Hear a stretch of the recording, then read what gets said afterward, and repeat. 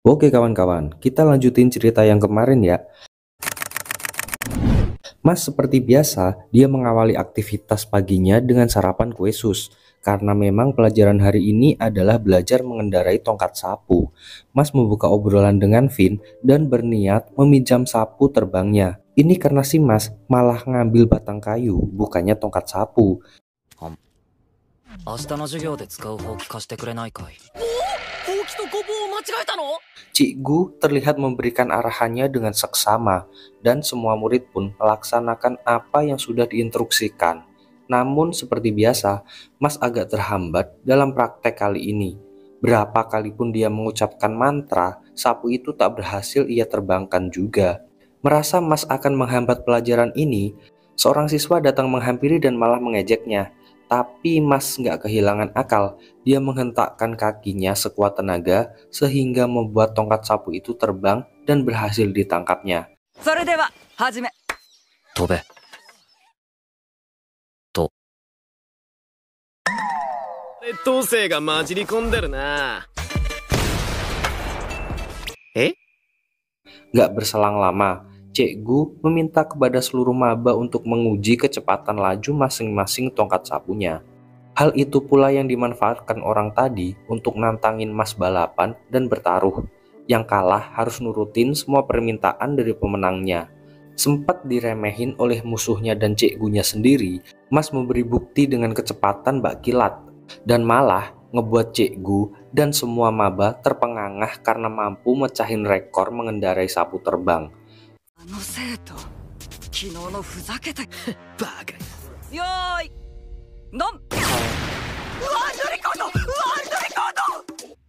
何か。 Vin melihat semua yang dilakukan Mas tanpa sihir sama sekali, dan justru itu membuatnya semakin terheran-heran dengan kekuatan Mas. Siswa sombong yang kalah tadi nggak terima dan nganggep Mas bermain curang. Tiba-tiba aja Lloyd Cavill datang ngehampirin mereka dan meminta Mas untuk kembali menemuinya setelah jam pelajaran selesai nanti. Di tempat sepi, Cavill yang nggak terima perintahnya gagal langsung memberikan pelajaran pada siswa sombong tadi. Scene berpindah, Mas nanyain siapa Cavill sebenarnya. Vin pun dengan takut menjawab bahwa Cavill merupakan maba yang naik dari divisi sekolah sepertinya. Selain itu, ia juga merupakan putra dari petinggi biro sihir yang memiliki kekuasaan mutlak di sini. Lanjut, terlihat Mas ngisi waktu luang untuk membuat kue sus kesukaannya, hingga dia ngabaiin janji untuk bertemu dengan Cavill di lapangan sekolah. Hari pun berganti, pelajaran ilmu ramuan hari ini. Tapi buku pelajaran miliknya tahu-tahu rusak. Cavill datang menghampirinya. Dia tahu Mas sangat pengen jadi visioner suci.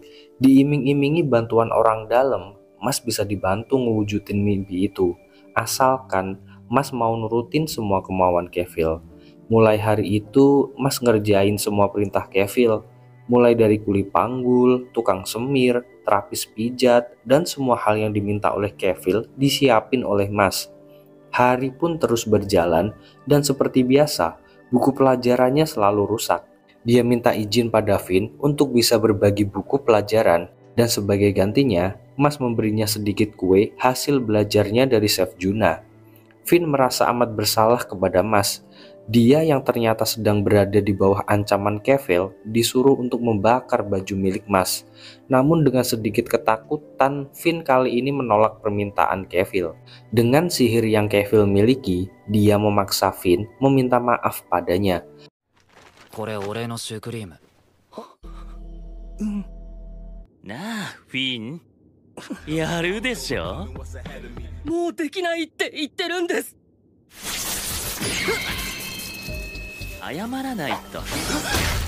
Mas yang gak sengaja ngebawa buku milik Vin ngelihat kejadian tadi di depan matanya. Saat itu pula Vin ngakuin dan meminta maaf, dialah perusak buku Mas.